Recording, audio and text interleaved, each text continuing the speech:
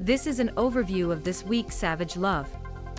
The full version is now exclusively available on the dansavage.love website.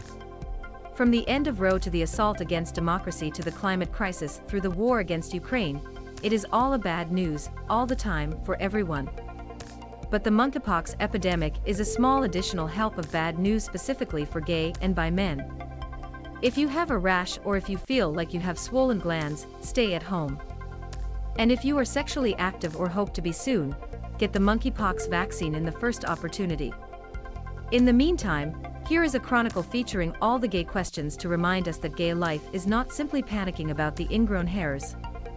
Sometimes this panic about your husband's secret dad and the ex-friendly friend that you are better without. Dan. I am a gay man from the mid-1950s, married to a man.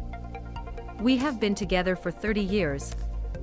We love each other and have built a big life together, but our sex life is so dull that it is almost extinct.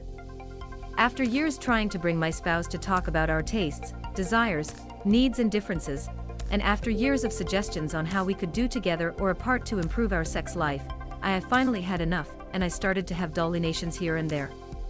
I encouraged him to continue sexual satisfaction where he loves, but his answer is always, I couldn't do that.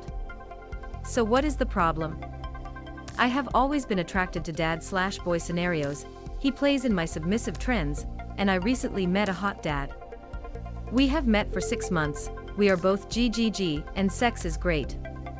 But my spouse does not know my relationship with dad. I would like the two to meet, because I think they would appreciate the sense of humor and the personality of the other, because they are both wonderful men. Is it possible to present them so that we can be friends and perhaps facilitate my spouse to open things?